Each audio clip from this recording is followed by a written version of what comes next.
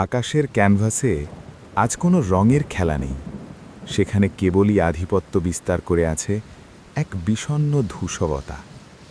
সকাল গড়িয়ে দুপুর নামার আগেই দিগন্তজোড়া মেঘেরা একে অপরের গায়ে গা মিলিয়ে এক নিশ্ছিদ্র অন্ধকার তৈরি করেছে।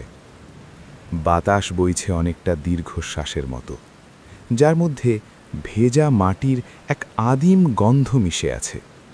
সেই সোঁদা গন্ধ যেন কোনো এক প্রাচীন স্মৃতির বার্তা বহন করে নিয়ে আসছে। হঠাৎ নীরবতা ভেঙে প্রথম বৃষ্টির ফোঁটাটি আছড়ে পড়ল ধুলো মাখা একটি পাতায়। টুপ, তারপর টাপ, এবং মুহূর্তেই সেই ধীর লয় এক অবিরাম ছন্দে রূপান্তরিত হল। প্রকৃতি আজ যেন তার বুকের গভীরে জমানো সবটুকু হাহাকার আর ভার মুক্ত করার পণ করেছে। বনের শেষ প্রান্তে লোকচক্ষুর অন্তরালে দাঁড়িয়ে থাকা সেই ছোট্ট কাঠের ঘরটি আজ এই বর্ষণ স্নাত দুপুরে এক অনন্য রূপ ধারণ করেছে। ঘরের পুরনো কাঠের দেওয়ালগুলো বৃষ্টির ছোঁয়ায় বাঢ় বর্ণ ধারণ করেছে, আর চালের ওপর বৃষ্টির সেই অবিরাম শব্দের ঝঙ্কার যেন এক অলৌকিক বাদ্যযন্ত্রের মতো বাজছে। সেই কুটিরের জানালার পাশে একটি টিমটিমে হলুদ আলোর রেখা দেখা যাচ্ছে, যা বাইরের এই ধূসর নিঃসঙ্গতার মাঝেও এক অদ্ভুত উষ্ণতার আশ্বাস দেয়। জানালার কাঁচের ওপারে জলবিন্দুরা একে অপরের পিছু ধাওয়া করছে, ঠিক যেন মানুষের জীবনের এক একটি ক্ষুদ্র মুহূর্ত, যা ক্ষণিকের তরে দেখা দেয় আর পরক্ষণেই হারিয়ে যায় অজানার পথে।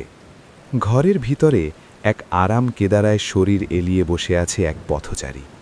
নাম তার অরণ্য। সে বহু পথ হেঁটে এসেছে। তার জুতোর তলায় লেগে থাকা কাদা আর রুক্ষ পোশাক বলে দেয় সে দীর্ঘ এক যাত্রার সাক্ষী। তবে আজ তার কোথাও যাওয়ার তাড়া নেই, নেই কোনো গন্তব্যে পৌঁছনোর ব্যাকুলতা। সে আজ স্বেচ্ছায় থেমে গেছে। এই বৃষ্টির এই মাদকতা তাকে এমনভাবে আচ্ছন্ন করেছে যে মহাকালের চাকা যেন তার কাছে থমকে দাঁড়িয়েছে। তার সামনের ছোট্ট গোল টেবিলে রাখা এক কাপ ধোঁয়া ওঠা চা। কাপের সেই চিকন ধোঁয়াগুলো কুণ্ডলি পাকিয়ে উপরে উঠে গিয়ে মিলিয়ে যাচ্ছে ঘরের নিভৃত কোণে। অরণ্য কাপটি দুহাতের তালুতে জড়িয়ে ধরল। সেই সামান্য উষ্ণতা তার স্নায়ু বেয়ে হৃদয়ের গভীরে এক প্রশান্তির ঢেউ তুলে দিচ্ছে। বাইরে বৃষ্টির শব্দ এখন আরও প্রবল হয়েছে, ঝিরঝির থেকে ঝড়ঝড়, তারপর এক প্রবল জলপ্রপাতের গর্জনের মতো। জানালার ঠিক ওপাশেই থাকা বড় বড় গাছগুলো বৃষ্টির ঝাপটায় মাথা নোয়াচ্ছে, আবার পরক্ষণেই সগৌরবে মাথা তুলে দাঁড়াচ্ছে। তাদের পাতার ওপর বৃষ্টির সেই অবিরাম নেক্ত দেখতে দেখতে অরণ্য এক ঘোরের মধ্যে তলিয়ে গেল। কুটিরের সামনেই একটি ছোট পুকুর, যার শান্ত জলতল আজ হাজার হাজার বৃষ্টির ফোঁটার আঘাতে চঞ্চল হয়ে উঠেছে। ছোট ছোট বৃত্ত তৈরি হচ্ছে জলে। একটি বৃত্ত বড় হতে না হতেই আরেকটি এসে তাকে গ্রাস করে নিচ্ছে, তারপর সব মিলেমিশে একাকার হয়ে যাচ্ছে। অরণ্যের মনে হলো মানুষের দুশ্চিন্তা আর ভাবনার জগৎটাও ঠিক এই পুকুরের মতোই।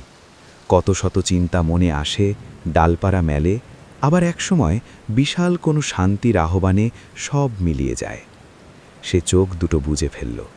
এখন আর দৃষ্টির প্রয়োজন নেই, কেবল শ্রবণ আর অনুভবের তীব্রতাই যথেষ্ট।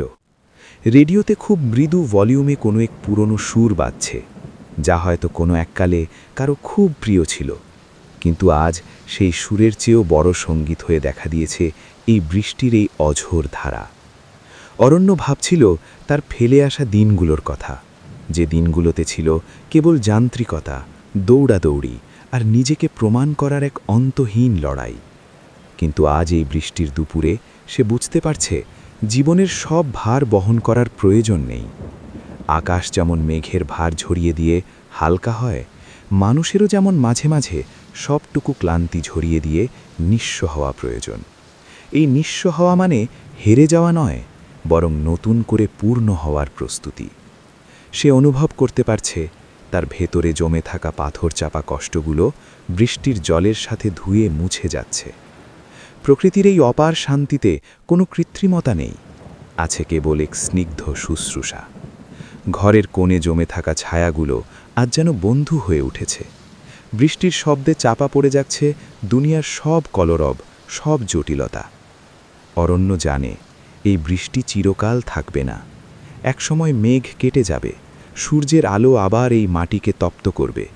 কিন্তু এই মুহূর্তটি, এই কাঠের ঘরের আশ্রয়, এই উষ্ণ চায়ের কাপ আর বৃষ্টির এই নীরব আমাতন তার হৃদয়ে অক্ষয় হয়ে থাকবে। যদি কখনো মন খুব ক্লান্ত হয়, যদি চারপাশকে খুব বেশি কোলাহলপূর্ণ মনে হয়, তবে এমন একটি বৃষ্টির দিনের মতোই নিজেকে একটু থামিয়ে দেওয়া প্রয়োজন। মানুষ যখন নিজের গলার স্বর নিচু করে, তখনই সে প্রকৃতির আসল কথা শুনতে পায়। জানালার কাঁচে লেগে থাকা শেষ জলবিন্দুটির দিকে তাকিয়ে অরণ্য মনে মনে এক গভীর আত্মবিশ্বাসের ছোঁয়া পেল। প্রকৃতি তাকে কানে কানে বলে যাচ্ছে যে সব ঠিক হয়ে যাবে। যত আঁধারি আসুক, যত ঝড়ই বয়ে যাক, বৃষ্টির পরের সেই সতেজ ঘাস আর ধুয়ে যাওয়া পাতার মতো জীবনও আবার নতুন করে জেগে উঠবে। অরণ্য এক দীর্ঘ শ্বাস নিল, কিন্তু তাতে বিষাদ ছিল না, ছিল এক পরম স্বস্তি। সে আবার চায়ের কাপে চুমুক দিল, আর বাইরে তখন অনন্ত ধারায় বৃষ্টি ঝরে চলেছে, ধীরে ধীরে, নীরবে, শান্তভাবে। পৃথিবীটা যেন আজ এক নতুন জন্মের অপেক্ষায় প্রহর গুনছে।